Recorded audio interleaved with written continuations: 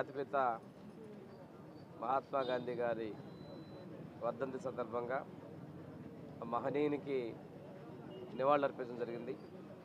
దేశం కోసం,